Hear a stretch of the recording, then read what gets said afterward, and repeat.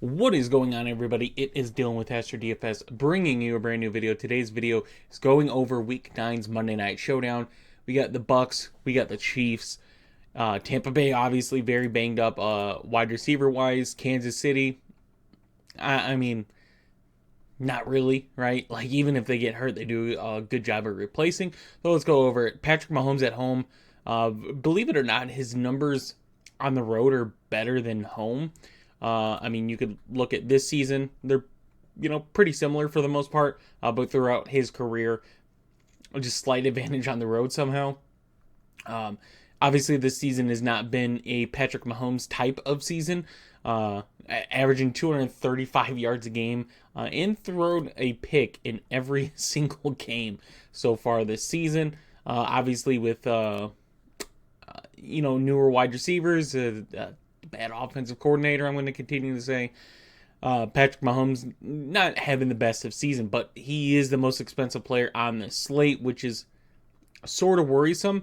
But it's a really good matchup for Kansas City. So Patrick Mahomes at home versus a Tampa Bay defense that gives up a lot of yards to every position, right? They give up a lot of passing to the quarterbacks, which results in receiving yards to wide receivers, tight ends, and even running backs.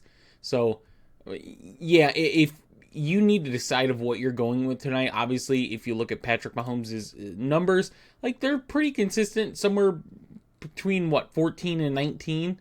Last week against Vegas was the best one at 19. So 14 and 19 has yet to exceed 20 points. This could be a game where he does. But we get someone like Kareem Hunt to where they just bring him in and he's seeing 20 plus carries a game. So I do really like Kareem Hunt tonight. Tampa, on the ground as much. They don't give up as much, but receiving wise, they give up a lot of yards to running back. So Kareem Hunt, I really like tonight. I think Kansas City's going to try to get a lead, do what they do, start off hot, rely upon their defense and just milk the game pretty much the rest of the way. Baker has been resilient though. He is last week against Atlanta, doesn't go their way. He still throws for 330 yards. I mean, against Baltimore, didn't go their way, 370 yards, and he's balling out. Like, he is not afraid to throw the ball. You can see by the touchdowns, 21 touchdowns this season, with 7 picks in his last 3 games. But Baker Mayfield is just having a really, really good year. Obviously, this is a tougher defense. Like, you got to look at who they played. They played Atlanta twice in the last 4 weeks. Their defense has been very bad.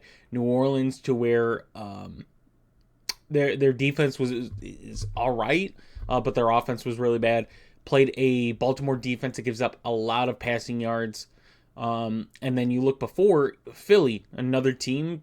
Philly's a good defense. Like, they don't allow a lot of yards. You face Denver, you face Detroit, 2 defenses that don't give up a lot of yards, and he's under 200. So that is a concern for me tonight, especially Baker being on the road. I do think he's not afraid to throw the ball. He doesn't care what defense he's playing. He's still going to throw the ball, obviously.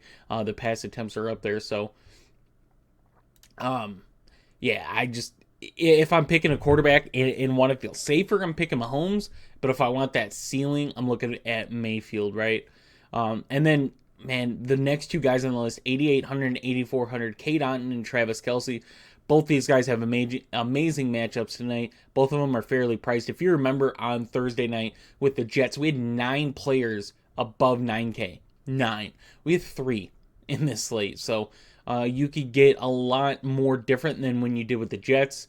The Jets game, you could go both tight ends in this one, honestly. I think if you're looking for the safest plays on both sides of the ball, it's Travis Kelce and Kate Otten, right?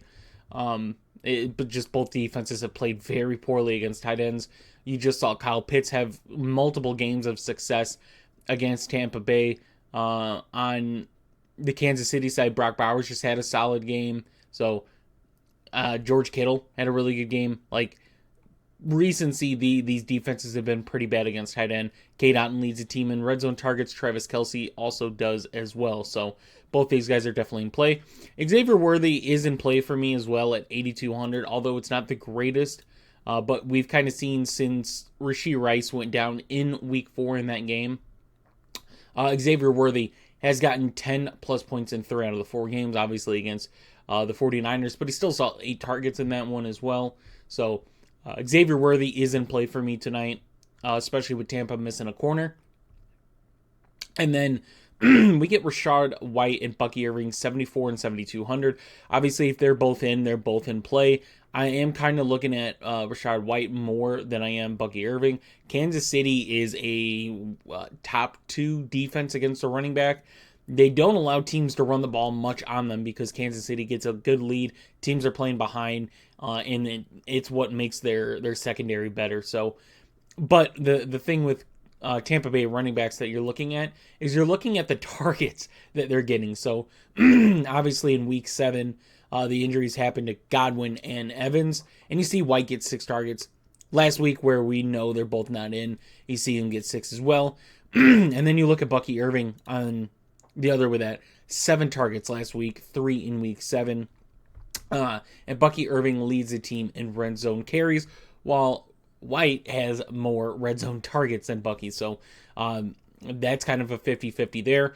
DeAndre Hopkins, it looks like he's going to have the rougher matchup of the game. Lines up 48% on the left side. He's going to be seeing a really, really good corner over there with him. But if he lines up in the slot in the right side, he'll have a better matchup. And statistically, we have a small sample size, but from his time in Tennessee, he was better against zone than man, and that's what Tampa runs. So DeAndre Hopkins, I think, in my opinion, he's just too overpriced for what he has contributed and probably will contribute. Like, he has to have a really explosive game tonight to pay off at that 7K price point. I would, prefer getting Kareem Hunt, Travis Kelce, or Xavier Worthy tonight, or paying down at another wide receiver than going 7K DeAndre Hopkins. So, McMillan on Tampa Bay side, this is the wide receiver I'm targeting tonight. If he plays, obviously, him and Sterling Shepard, both limited in practice on Saturday. I would expect both to play. McMillan led the team in snap count last week. Is 2 weeks where, both Evans and Godwin go down in that game. 8 targets last week against Atlanta, 7 targets. So he's kind of the guy I would target at the wide receiver for Tampa Bay. Sterling Shepard at 5,600.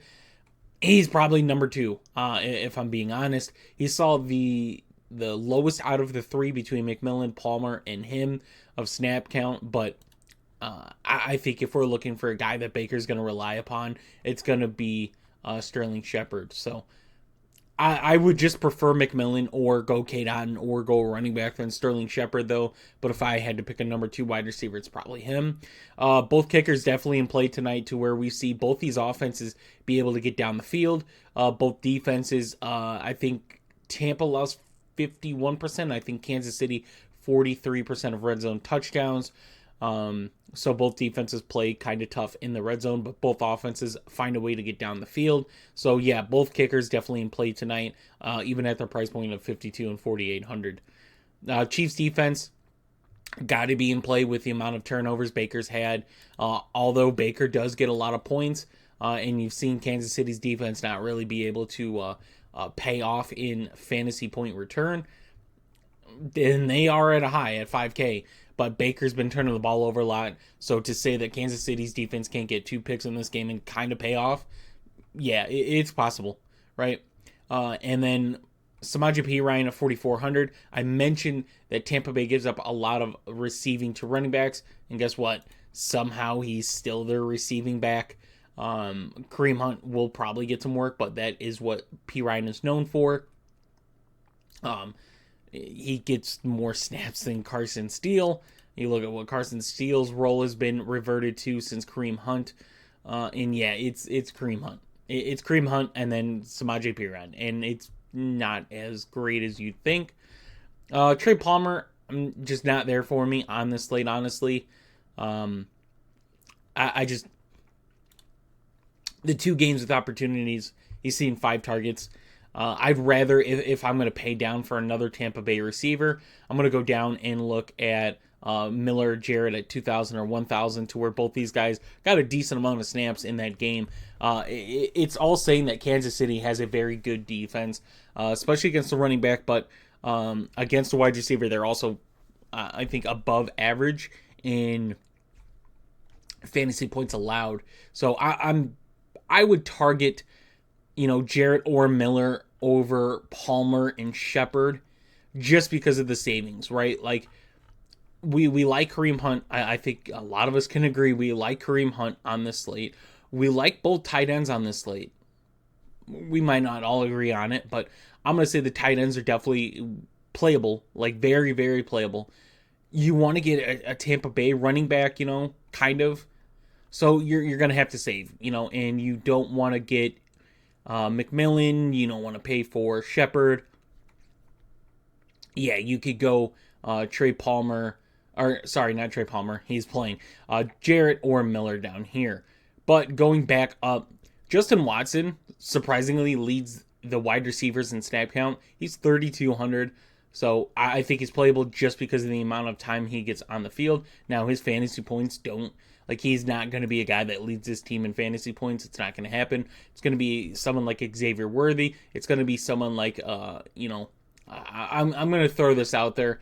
Mecole Hardman. I like Mecole Hardman. He's just a reliable guy when he gets his opportunities. But I would trust Mecole Hardman over Justin Watson. But if you want a guy that gets a lot of snaps, he's there. I don't know Edwards-Hilaire's status, if he's going to be active or not.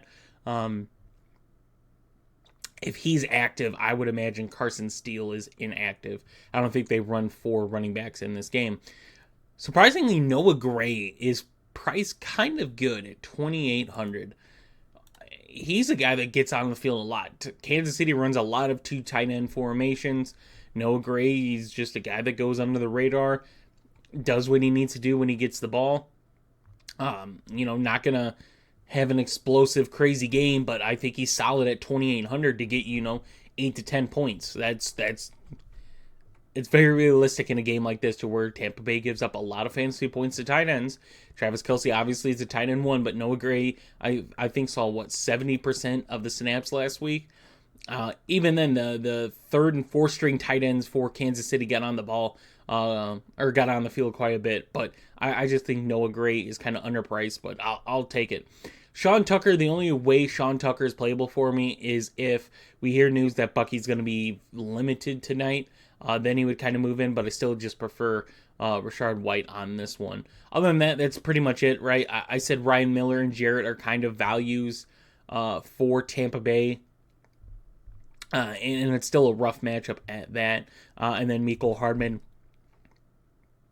at 1,600. So you honestly get these 3 guys, Jarrett, Hardman, and Miller, with probably better opportunities than Carson Steele and Sean Tucker, even Clyde Edwards-Helaire. But Noah Gray, I think, is probably the guy to target at value in this slate. So I hope you guys did enjoy. If you did, please leave a like and subscribe. If you want to join us on our website, that link will be in the description down below. We have a very cheap subscription package for not only just DraftKings, but we have FanDuel as well as getting my bets and props. So if you guys are interested, click that link, and I'll see you guys in the next one.